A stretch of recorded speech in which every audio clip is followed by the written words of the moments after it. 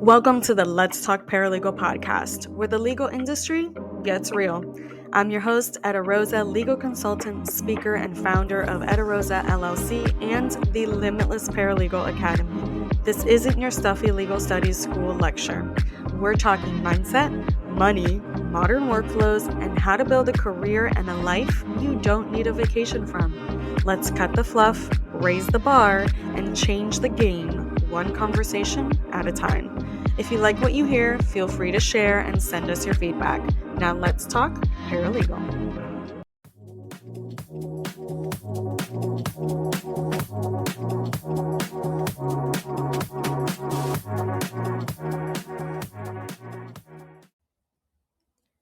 This episode is about expanding what's possible as a legal professional. I'm joined by Linda Love Lemos to explore how knowledge, strategy, and voice intersect, and how understanding the systems around us empower us to lead with confidence and intention. This conversation is an invitation to step beyond the role, claim expertise, and use it with purpose. Listen in for more.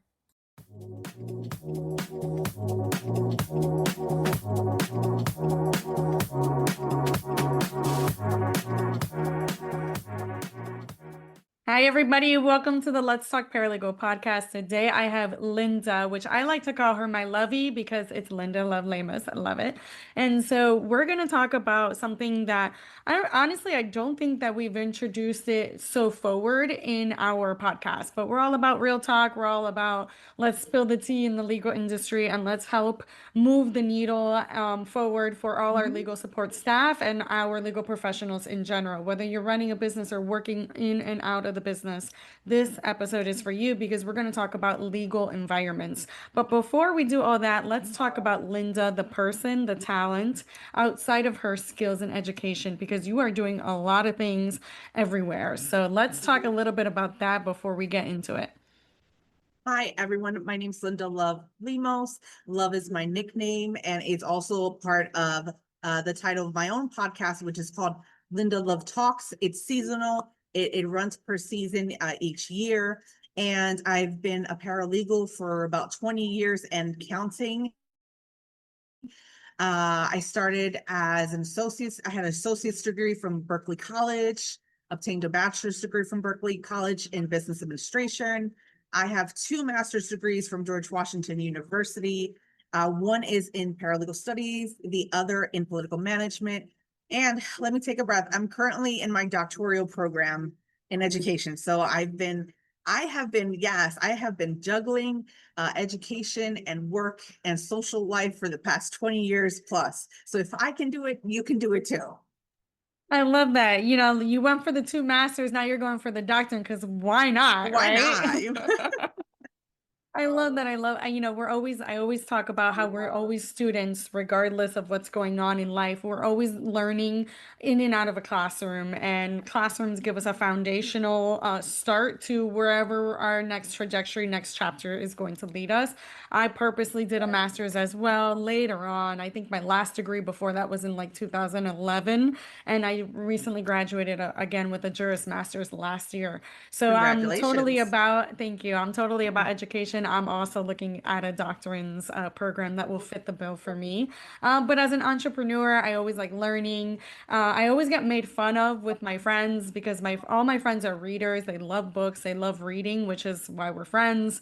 But in addition to that, they all love reading fantasy and romance and comedy and this and that. And I'm not about that. Give me an Adam Grant book, a Brene Brown book, give me a self-help, personal development book.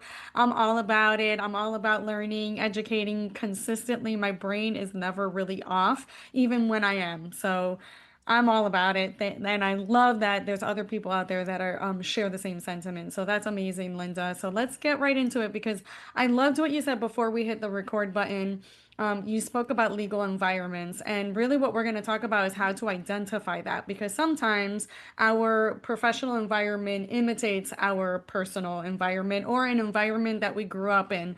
So for Yes. us, what may be normal Mhm. may not be normal or neither healthy for us, but yet we grew up in that. So for us, it's like, oh, it's just, what Uncle Ted did or what, Right. mom and dad were doing. So let's talk about that. Let's really dive into this conversation because we need to unpack it, right? We need to de-level the norm. And I'm all about I'm in this kick now, thanks to Adam Grant, and shout out to him if he ever wants to talk to me. I'm all for it. But I'm a big fan of his, Hmm. and he was talking about in his Think Again book, and I read it last night, which is why it's so present in my mind right now. He talked about how we're getting a lot of binary bias content. So I am purposely from now here on out, I'm purposely demolishing the binary portion of it, and I'm really dissecting these concepts. So let's really dissect and let's really get into it. There's no right or wrong. There's no left or right. There's no black and white.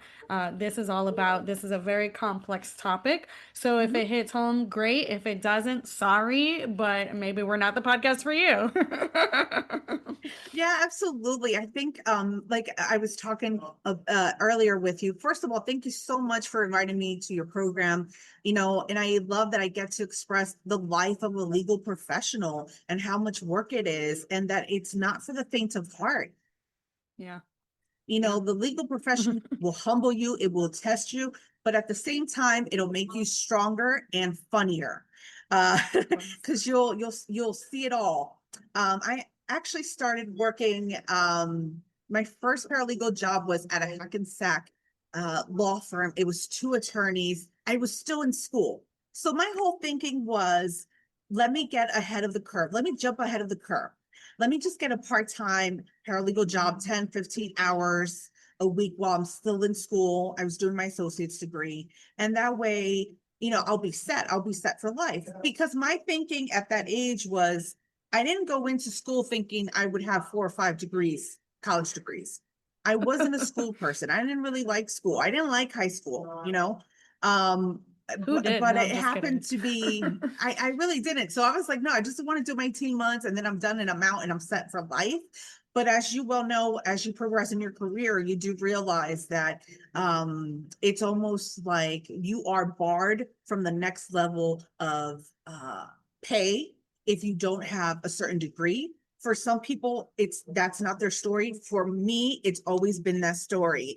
I'm currently getting a doctoral because I was told I needed one in order to be a professor at a university. So Yeah. again, I've been barred again. Okay, let me go back, get my degree. Now, am I ready to work? Okay, will you take me as a professor for paralegals in the future one day? So let me start. My first job, I felt like a deer in headlights.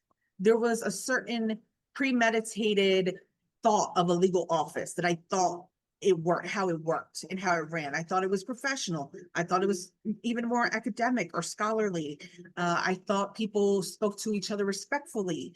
But I was 19 years old at the time and I was employed. And I also have to tell you, I think job placement does differ and does vary depending on your social economical background. And I've Hmm. noticed this because while working in all these places, I've noticed this. If you're an upper middle class person, student with all the right connection, and your parents are attorneys or they work in corporate, or if you're affluent, very well affluent, you will be placed in a job because of your last name or because someone knows your parents or someone owes somebody a favor and so on and so forth. However, Hmm. when you are from the working class, I'm from the working class. It's not like that. We don't have like attorneys that we invite over for Christmas dinner or anything like that. My dad wasn't out golfing with the senator or anything. That wasn't my upbringing, and I did not have those connections. And I'm saying this for everyone who is struggling, who is first generation student. Go out and network. And I am very well aware that many times for hardworking students, first generation students, they may not have the money. I would tell you, don't go to the concert, don't go to the movie, go to that networking place that you can network, Mm, meet future attorneys, go to the National Association for Paralegals, go to a charity event, network, network, network.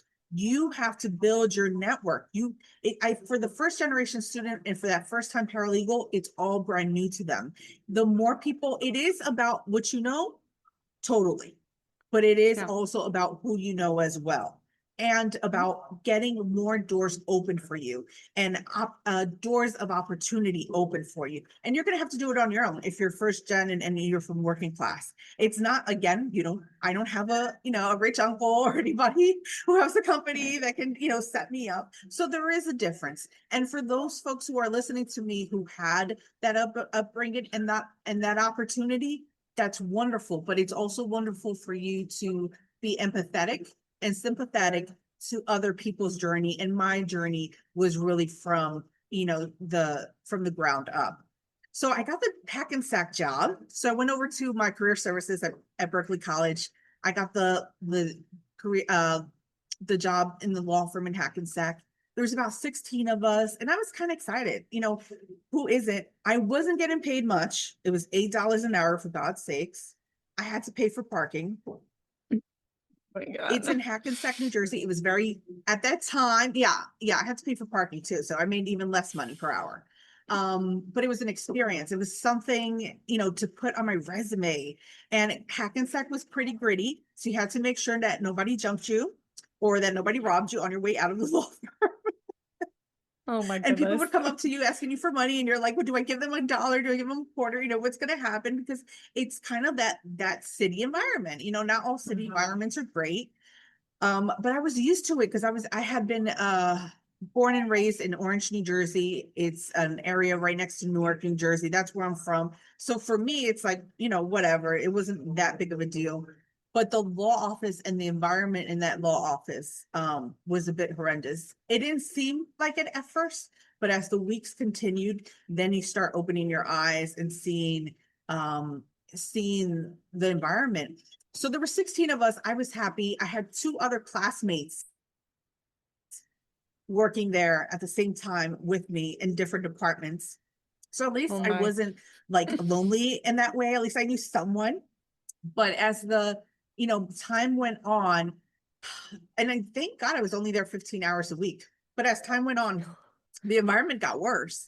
I can't even imagine what would happen there during full-time hours, but I was there part-time.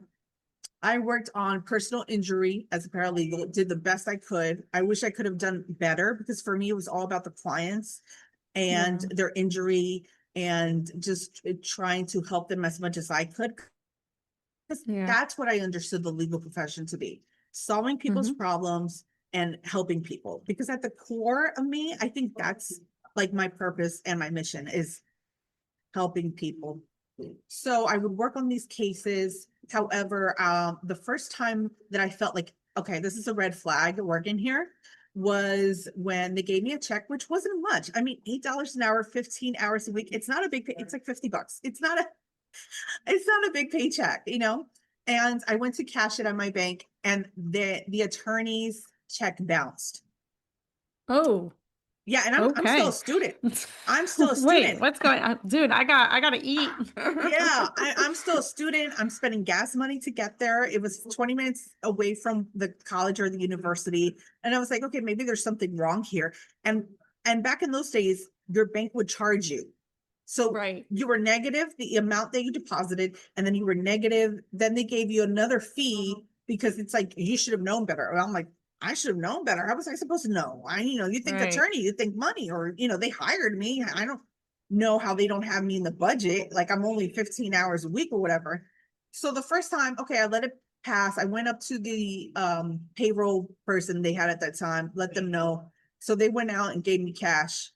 They took the check back, gave me cash. And I said, no, you have to give me what the bank, Yeah. charged me as well. They didn't want Exactly. to. So that became a hassle. And I was like, okay, well, at least I got the $50. I'm good. I'll keep working. Because again, I just want to put something on my resume. You don't want to just have college experience and not have the experience. the work experience that you need. So the time passes on, I'm working really hard. All of a sudden, I turn around and the attorney is crawling into his office. Okay. And everybody else is like, this is normal for them. And I'm like, what in the world? He's crawling. And I was like, Oh I didn't, my. I don't know what to say. I don't know what happened, if he had tripped or what's going on. But the smell of the alcohol was so intoxicating. It like Yeah. overwhelmed me. I even was like, it's one of those moments where you're like, catches you off guard and you're like, what do I do? What am I supposed to do? So I'm like, do you need help? I love it. I was like, do you need help? Do you need like do you Yeah. need help? Do you need a hand? He's like, yeah, I'm fine, as he slurred his speech right back into his office. And it's so sad. And but I also Yeah. learned that, from observing all of this situation happening, was that um a lot of money is actually bad. Like money can be evil sometimes. We all need it to live and put a roof over our heads and stuff. But having too much money too quickly is very hazardous. Whatever habits, like bad habits you've had or substance abuse issues you've had, will be more magnetized, will Right. be And and not to cut you off, larger. but Because before, not if you could buy, yeah, no, go ahead. well, no, not to cut you off, No, go ahead. but I wanted to kind of insert some context here, guys. So this usually Mhm. happens during law school. While they're in law Yeah. school, they're introduced to alcohol, they're introduced to Adderall, they're introduced to these really bad habits because it's what they say is their only way to survive such a rigorous education where they at the end ultimately learn nothing. All they're reading is case law and they're interpreting case law, which honestly you can do as a law clerk at any law firm, especially now with all the technology we have. You can honestly do law school, in like a year, to be honest with you. You don't really learn how to practice law, how to argue, how to create arguments, how to strategize cases, how to analyze facts, which is ultimately what makes you a quote unquote good lawyer. So I was reading a lot on this research because we're getting ready to launch our third book, and this is what it's about. It's called Silent Burdens.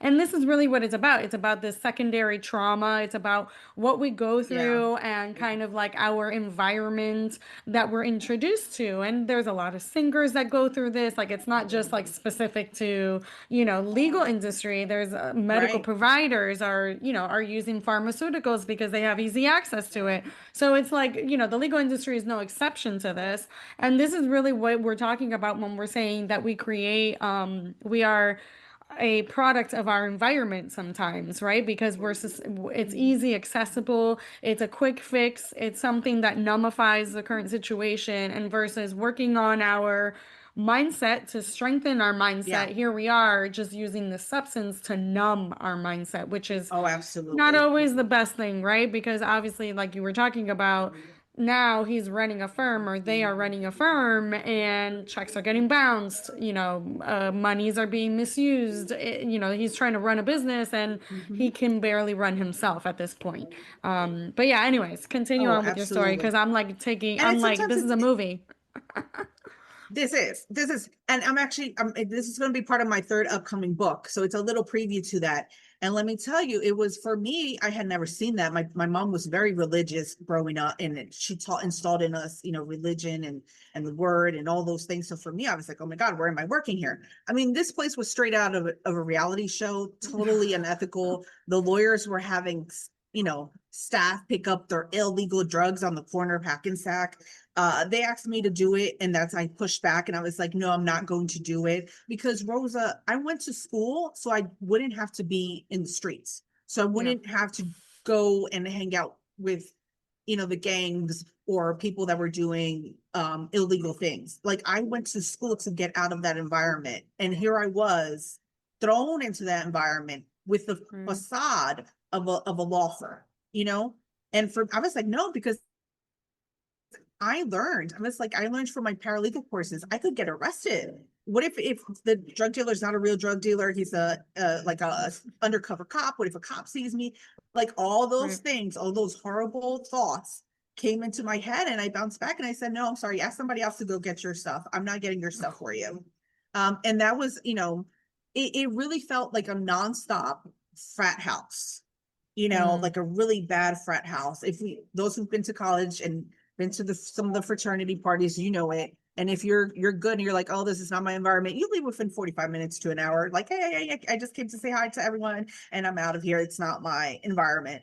How long did you And one of my last at that law coworkers was firm, by actually the way? literally woo, 4 months. Okay, 4 months. Yeah. that's too much. 4 months. Yeah. Yeah. I was trying, you know what it is? I was trying to at that time I was working at the school and at Bloomingdale's as well. And I was like, Mm, I'd rather just make $8 at Bloomingdale's at this point than stay in yeah. this environment. And like one of my coworkers was literally a stripper and she'd put on Oh my shows for God. them. It was just it was like, where did I just walk into? Oh my God. And That is, no offense to none of the strippers. Some strippers are very nice, not that one, but some of them are very nice. There was nowhere to be found, and I quit after 4 months because I realized the environment was designed to like disencourage people like me from continuing in the legal field. I know it's hilarious, but there's so many, and one in my podcast, I brought on a gentleman who wanted to be a teacher and he starts teaching in East Orange Middle School. And he never grew up in that type of neighborhood in like East Orange or anything like that. He was from a different neighborhood, and that discouraged him. He ran to American Airlines and started working there. So I also tell this story because sometimes it's like, well, what do you really love? Do you really love what you mhm. studied? Do you really love the practice? Okay, then it's time for you to move on. Don't let these unprofessional, unethical environments ruin your career. It's time for you to move on. It's not you. And Sometimes it is them. It is but the sometimes place. it's not that extreme, right? Because like Mhm. that is an extreme example. Oh, However, so there extreme. are other environments that are obviously Mhm. in between that are very Yeah, subtle, right? So right. like they're increasing your caseload without having discussions with you and providing you with the tools and the Hmm. process and the operations. They're hiring more people, and yet these people have no clue what they're doing. So that's creating your burnout and anxiety. So there's always like these little subtle environments as well that are very common in the Yeah. legal industry because the law firm is ran by lawyers and most of them were never trained to actually run the business side of the law firm. They're Hmm. just trained to be lawyers, which is Yeah. okay, great. And so I get that. And so sometimes it's like red flags are everywhere. Obviously, those were like red. Like if you didn't see Right. that, there's something wrong, right? But if you see like this one person, they always say the rotten apple, rotting everybody else. If you see this person that's always on a negative mindset, talking behind people's back, always complaining, right there, that for me is also a red flag. Even though I'm all about Miss Positive, Yeah. yeah, we obviously sometimes we're not going to have good days or bad days or whatever it is. I get that we're not always like happy go lucky, and I get that, completely understand that. But there's a fine balance between being you, getting in your runt, and then moving the torch and spreading it to other people. Like your problems are not really Oh, my absolutely. problems. And there's always a time and place Hmm. for everything. Like I'm here to listen to you. I'm here to support you in any way possible, but not while I'm at work. Like there's a balance, right? Yeah. Like let's go to Yeah, lunch. Let's absolutely. let's have a coffee. Let's do this. Yeah. Let's do that. But at this moment, we have work to do. We have to have work. So finding Oh, that absolutely. balance as well, because that's Absolutely. contagious. It's It contagious. is I had a contagious. coworker that was like that would always Hmm. complain and this and that. And then I saw like the chain effect, which was Hmm. the worst. It was the worst thing ever. I was just like, no, no, no, no, no, we're not doing this right now. Like, Oh, no. absolutely.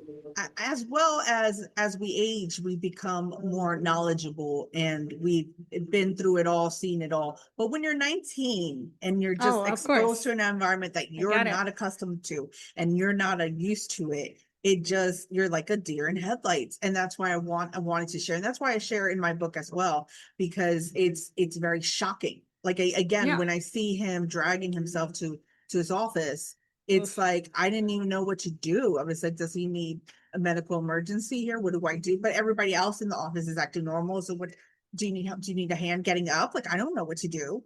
And Right. it's not like a form of complaining. I just feel like we need to reveal what really happens.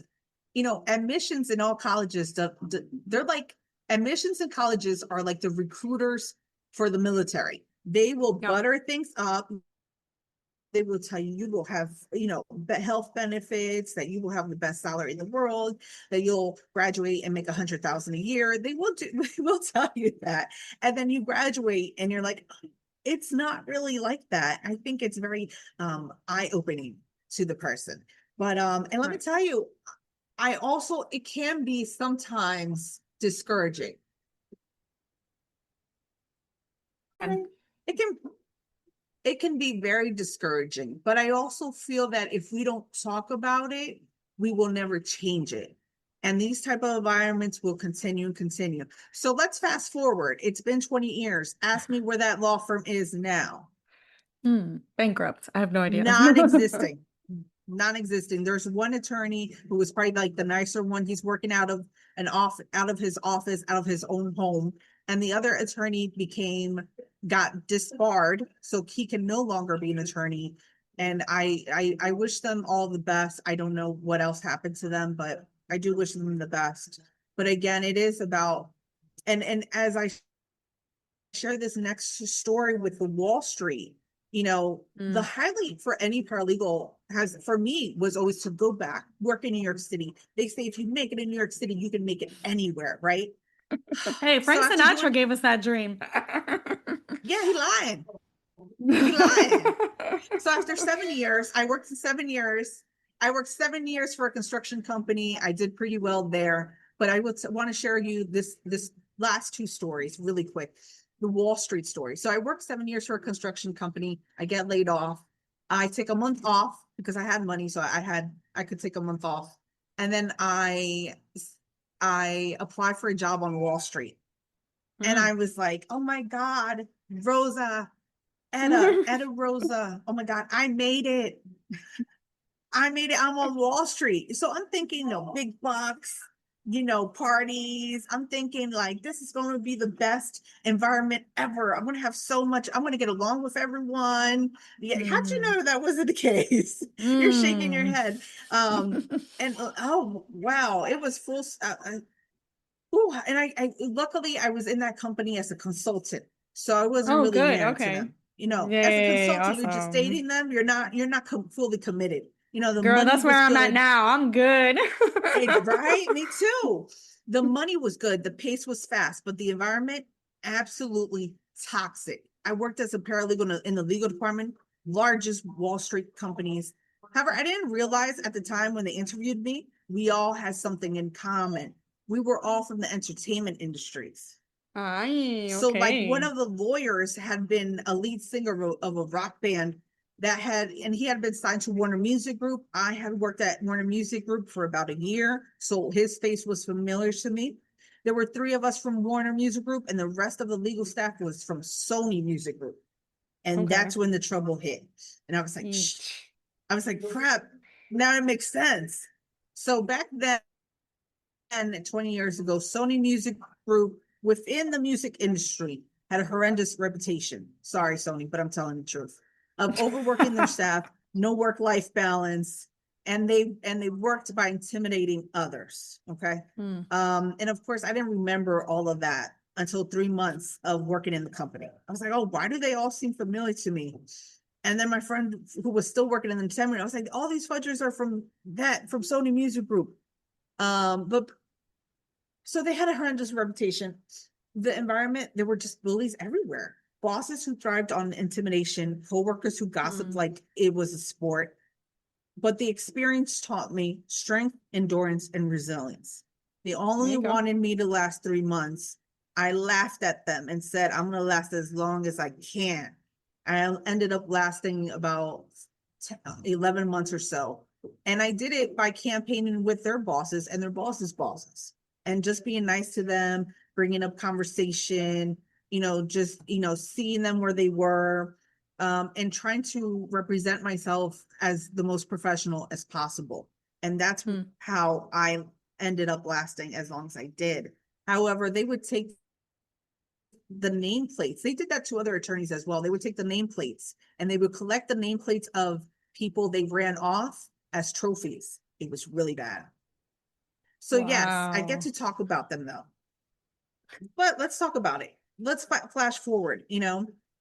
as you know what, all these same characters who made my life miserable, they're all going to be in my third upcoming book, which is going to be a memoir. So Get it. yes, I get to talk about them, write about them, and get paid for it. And remember, to anyone who's listening, don't get mad, get money.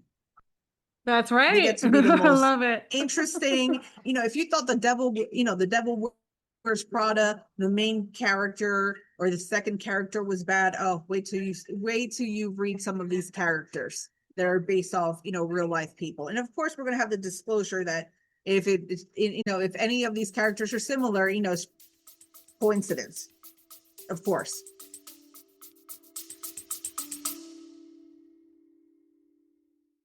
In the legal world, details win cases, and missing one can cost everything. That's why we're proud to be sponsored by a firm, Investigative Solutions. They partner with attorneys and legal teams to uncover the facts that matter most, from background investigations and witness locates to surveillance and asset searches. A firm, Investigative Solutions, is discreet, thorough, and laser-focused on supporting strong case strategy, so you can focus on advocating for your clients. If you need answers, not assumptions, visit affirmpi.com and schedule a free consultation. Affirm Investigative Solutions. Investigate before you litigate.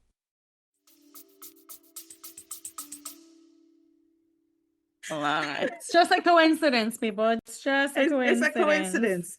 Yes. And lastly, and this is the greatest, I think, my aha moment. Oh my gosh. It really is. And we continue. So I hope I'm entertaining, but I love it.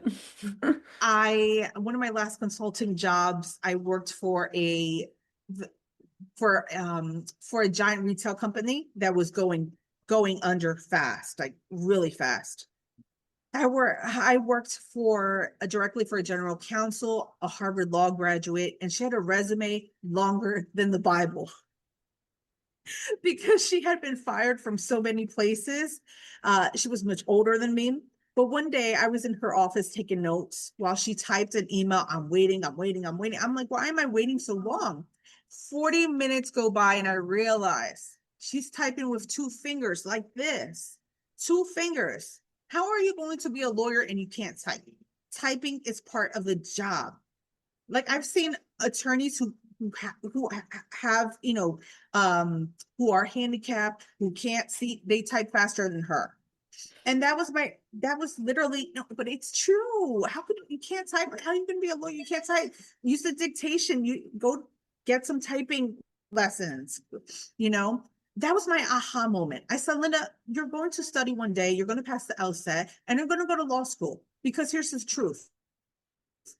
A paralegal with a master's degree often does 80% of the lawyer's job for only 20% of the pay. That math is not mathing. I agree with Taraji P. Henson that's her slogan, and that's what she said, and I absolutely agree with her. That's why I always tell young professionals, yes, start as a paralegal, learn the ropes, but don't stop there if your dream is bigger, because the skills you learn as a paralegal will give you the incredible advantage when you move up and you become either a lawyer, a speaker, a book author, or a CEO. And I want to summarize my journey. Every job, every boss, good or bad, was part of my training. I learned what kind of leader I want to be and what kind of workplace I want to have, and what kind of workplace I will never tolerate again, and how to keep my integrity through it all. And through those experiences, I earned not only my master's degree in political management from George Washington University, but also a deep understanding of what it means to survive and thrive in the legal profession. So to everyone listening, don't let the chaos of the field scare you. And that happens everywhere. There is no perfect work environment, but let it shape you, because every messy chapter, every bounced paycheck, every bad boss, one day becomes a part of your story. And if you're like me, you'll get to tell it and maybe even get paid for it. I love that. I love that. And I want to share a little tidbit with you guys. My last employer, which you can clearly see who that was on my LinkedIn profile. So Mhm. hint, hint, you can go there. But my last employer was an amazing attorney. So sometimes, again, these are disguised, right? So amazing attorney, just not really the best person to work with, Mhm. wasn't supportive, didn't really understand the dynamics of a law firm and how to run it, very stuck to his guns, very like, no, this is how it needs to be, and there's nothing in between kind of person. And so fast forward a couple years later, I meet up with one of the people that I used to work with at that law firm. We're collaborating. They actually sponsored one of our events, and they're just a great person overall. Mhm. That person ultimately took over when I left, and he's like, "You will never realize the change this person did as soon as they became the parent." And that was the issue. I was a Mhm. parent, they were still not a parent. So sometimes the moral to the story is sometimes we meet people at a really bad time in their life. They're Mhm. going through it as well. They're navigating, they're trying to run a business, run the team, run their life, and really figure it out. And so we meet them not at the best place, right? Maybe a pivotal moment in their Yeah. life. Now Mhm. that person that I worked for only 5 months, kind of like Linda, I only worked for them for 5 months, but now that person is completely different. Like you talk to them, That's they're a completely amazing. That's different great. person. Oh, So that's sometimes wonderful. we meet Mhm. people just at a pivotal moment, right? So we can't really judge people where they're at that moment because probably they're going through it. They're going through something, they're trying to They figure it are. out. Yeah. Now, Mhm. doesn't mean that they will change. It just means Right. that they could change. There's a difference. Right. Some people, and as we see, and it's good because sometimes you will see what the end result of that person is. Right. For that general counsel that worked in that legal department in Wall Street, she was fired. About 8 months after I was dismissed, she was dismissed. And you know what was so interesting is that she used to put me down and she would say, "You're only a consultant, like you don't matter." And she would really, it was like the devil wears Prada on steroids. It really was like that. It was pretty horrendous to the point where Oof. her bosses noticed the type of just emotional abuse that I was just putting up with.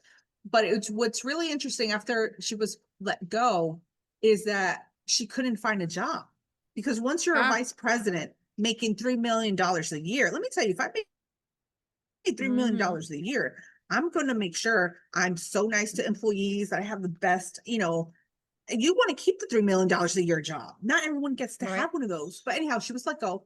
Guess what she had to become? She was about a year unemployed. I found out because it's Wall Street in New York and everybody knows everyone. And the legal field is very small. And guess what she Yes. had to become after being a vice president of a company?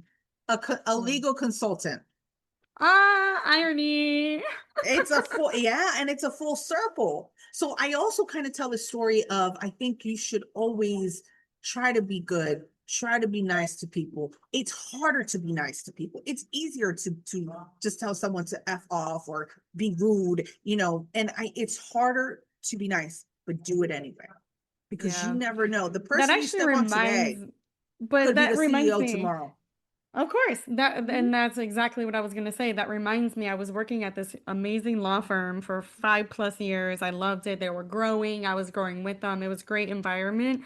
However, the bigger they got, the more disconnected, which tends to Yeah. happen, they Mhm. get with their staff. And so, as that transition was happening, there was this lady that would clean our offices, right? And so I would often stay late or come in early, and I would see them. And every morning, I would say good morning. I would, make her coffee. We would Yeah. sit down, we would Nice. chat, and she was like this beautiful person, right? And so anyway, we're having this conversation. Fast forward 5 years later, she ultimately gets a job at the firm because I was the one that told her, "Hey, you should really talk to so and so to see if you can get a position here because I really think you have the knack for it." Mhm. And she was going to school and she was working this so she could pay for the school. Mhm. I gave her some tips on how to get scholarships and grants and this and that. Awesome. Yeah. Fast forward, she does end up getting the job at the law firm, and she becomes a supervisor, then the manager, then she ends up going to law school, becoming a badass attorney. It was great, right? But the thing is that you never know who you're talking to, right? You never know what their Yeah. aspirations are, where they're going. So it's Hmm. always nice to really connect with people at a human level versus Absolutely. at a skill and education. I often get passed to the side because I don't have the JD. I have a Juris Master, but I don't have a Hmm. Juris Doctorate. And Hmm. so who are you to consult my business if you're not Hmm. even if you don't even hold the doctorate degree and you don't even know Right. what I'm going through? Well, I often have to say there's a difference between law school and actually running a business. Two different Hmm. things. You didn't have a business class unless it was business law at law Right. school, and I know how to run a business. You Hmm. don't. So Exactly. that's the thing, right? So Hmm. there's a difference between, and there's a healthy balance when it comes to that. We all have room to grow. I'm not saying I know everything. I'm not saying that everything about our business is perfect. Absolutely not. There's always room to grow. There's always room to Hmm. learn. I'm always learning. Literally every day, I dedicate anywhere from 30 minutes to 1 hour of just learning new concepts, learning about human resource, learning about processes, learning about operations, learning about communication, things and skills that are really going to move the needle, not only for the business, but for my personal life. I can become a better friend, a better mom, a better partner, a better daughter, a better whatever. And so understanding that life can actually integrate and translate throughout is super important. Like we should never ever mistreat anyone because we don't know if that anyone will be our next opportunity, right? Absolutely, absolutely. And that coworker that maybe today is a coworker, and this has happened to me because now I'm a legal consultant, but I love it. And now Yes. it's nice to get business from people who already know me. And like one of my clients, he was a coworker of mine, and now he is a CEO. And I have a few of them that are like that. And it's so wonderful that they're like, we love working together. It's so easy. You understand what I'm Mm, saying. And things get done. And at the end of the day, and I always tell them this is what we have in common. We come to work and we want to work.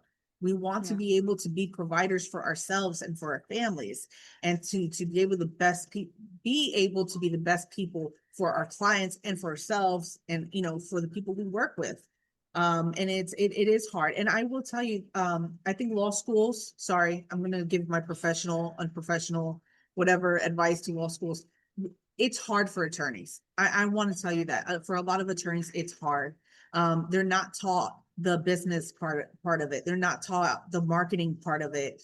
They're not taught the ethical or the HR part of it. There's so much, like you said, it's running a business. At the end of the day, lawyering is not just lawyering; it's running a business. But if you're a lawyer and you're listening to either Etta or me, Linda, you have a paralegal with a lot of experience and a lot of degrees. So find one of us. And yeah, but at the end of the day, I think these type of experiences will make you wiser and will make you tougher. You'll be a recent college graduate to someone who is more experienced in the legal profession, in the law profession, and will know how to navigate the complexities and the politics of so many of these law offices. Yeah. But I always will tell you, don't let these bad experiences deter you from who you want to be or what you want to be. And also, don't let the world win. The world will try to do this to you. The world will try to discourage you and or try to change you, because when you're in one of these environments that have substance abuse issues, you could fall for it too. You could Mm, just to be social with these individuals. You might yeah. fall into a habit that you won't be able to get out of, that you'll have addiction issues. So it's also like it's one of those where you're battling with your soul too. Is, do I go along with the flow, or do I stay true to who I am and and Yeah, and we be get who I lost in want to become? translation. We Right. we definitely get lost in translation. I always call it the social labels get to us, right? Because Yeah. I remember the first time that I realized that I was really living what society expected of me. I had to get Mm-hmm. married at a certain age. I had to have kids. I had to, everything I did it quote unquote the right way, what society expected of me, Mhm. right? I did it at a proper age. I got married. I got my kids. You know, I did it in the proper order. I got my education before I got Mhm. married, the whole nine yards, right? Like I did everything that was Mhm. society expected of me until I didn't. Until I said, I'm done with this. I'm going to open up my business. I'm going to change the legal industry and our legal professionals, and I'm going to create something that does not exist. That's when I started getting the pushback. That's when Mhm. I started saying, hearing people, not believing it, but hearing people that I wasn't good enough, that I didn't have the right degrees or the right experience or the right education or the right label, right? Because I wasn't an attorney, I Mhm. didn't know what I was doing. Because I didn't have X, Y, and Z experience, I couldn't do X, Y, and Z results. And so I remember the first time when I really pushed back, and that was my first interview on somebody else's podcast. I was promoting this podcast. That was 4 years ago. I had just built up my business. I was already 4 years in, and we were doing amazing. Thank you, Lord. But in that moment, he asked me before he hit record, the podcast host, he asked me, well, how do you want me to introduce you as a mompreneur, as a what, you know, and he put all Right. these different type of labels Labels, and yeah. titles, right? And I said, Mhm. and I looked at him straight in the virtual face because we were Mhm. looking at each other through a camera. And I said, I am Etta Rosa. I am founder and creator Mhm. of Etta Rosa LLC, Etta Enterprises. And that is how you're going to introduce me. If not, I will not record this podcast. I Mhm. literally put my foot down because I was like, I will no longer be susceptible to Mhm. societal labels. Yes, I Absolutely. am a mom. Yes, I am a daughter. Yes, I am a partner. Yes, I am this, I am that. But that is only a part of me. That is not who I am. Mhm. And so there's a difference. And a lot of people get caught up in that. I'm Hispanic, very proud of being Hispanic, especially I didn't now. even I announce know. it. Me Yeah, yeah. too. And I announce it as any Yeah. opportunity that I can. I Mhm. am very proud of it, but it's not who I am, right? At the core, I am Etta. I have my morals, I have my ethics, Mhm. I have my life, I have my way of life, I have my way of Absolutely. thinking, I have my perspectives that Yes. constantly change because the more I learn, the more perspective I get, and my ignorance lessens in certain areas. And so you guys have to Right. navigate Yes. that, right? You guys have to navigate Yeah. through what society versus what society expects of you, and two, what you expect of yourself. You are your biggest critic. Mhm. You are the person that you need to love the most because you're the one that has to Mhm. live with yourself for the rest of your life. And Mhm. so sometimes we lose track of that, and it was so important for me at that moment to put my foot down, and I felt it was the best moment to do it because I was going through stuff personally, emotionally, professionally. Like it was a very pivotal moment in my life to where I had to put my foot down and say, enough's enough. I'm no Mhm. longer giving in to what society expects of me. That's where I dyed my hair red and I did my red lipstick and I did all the things because I Mhm. said, I'm no longer going to live in the societal norms. This is who I am. This is who I want to Right. be. And it's no different than who I was before. I just am who I am no A- matter where I'm at. Right. So, Absolutely. And I love that. And that's being authentic. And that's the only person you can be at the end of the yeah. day. At the end of the day, whatever you do daily, you have to be able to look at yourself in the mirror. Yeah. Did I do this? Absolutely. Because your conscience will creep up on you if you did something wrong, and what's really important, I love where the paralegal industry and the career is now. There's so many people, so many paralegals that are just, they've taken the paralegal to the next level. We are now business owners, we are podcasters, we are book authors. When I first started, honestly, attorneys treated me like I was an old fax machine. Like I was just, I have to tell you the truth. And now it's like, no, we can look up that law a lot faster. We can research for you. We will go and get this delivered, to the court, to the judge, to the law clerk, where we've become definitely a profession, and we are becoming a profession of respect that we never had before, that we didn't have Absolutely. 20 years ago. And let me tell you, I want to thank all the producers and the writer of Aaron Brockovich, because before Aaron Brockovich, no one knew what a paralegal was anyway. This is true. This Nobody is true. knew. Nobody knew. And the sky is the limit. There is no limit. We put our limits on ourselves. We are all limitless. whatever you want to do, and, go out and do it. And sometimes you're going to get a pushback. Sometimes you're going to work, not the best bosses, but you're going to keep going. And, it's wonderful because at the end, you'll see where the end result is. And honestly, I have nothing to complain about now. I love what I'm doing for work. I'm busy. And I thank God that I survived a lot of those environments. And I also thank God that I didn't succumb to those pressures, that I Yeah. didn't have an addiction, because it could have happened to me Right. too. Just to go along with the flow, I could have been like that attorney who got disbarred and not have a job now, or be on the streets. Allegedly, he's on the streets. I'm not sure, but that could have been had I gone with the flow. So it's also Right. about, no matter where you are, yes, you will modify. You have to modify sometimes your behavior or your dress code, your dress code a little bit. But at the end of the day, you need to know where your moral compass is, where integrity is. And hopefully whatever you saw that you didn't like, hopefully you grow to be the person that doesn't do the same to others. Correct. And I think that's Oh, the yeah. whole moral of the story. But it is time for me to go into another meeting soon. Yes, I know, me too. So we're gonna end it. Let me just do this. So thank you very much, everybody, for joining our episode and for listening to Linda and I on legal environments on the Let's Talk Paralegal podcast. Until next time, until justice is served, I'll be here. Bye, guys.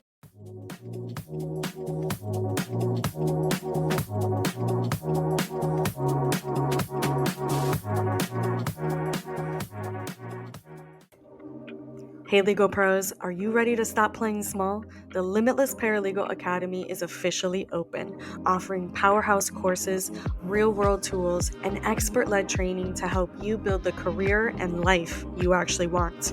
We're not stopping there. The Limitless Paralegal Tour is hitting the road. We're bringing the mindset shifts, career strategies, and community straight to your city with epic speakers, actionable sessions, and zero boring PowerPoints. This isn't your average CLE. This is your legal career reimagined. Join the Academy, meet us on tour, become the legal pro everyone remembers. Visit limitlessparalegals.com to enroll and grab your ticket now. Be bold, be brilliant, but most importantly, be limitless.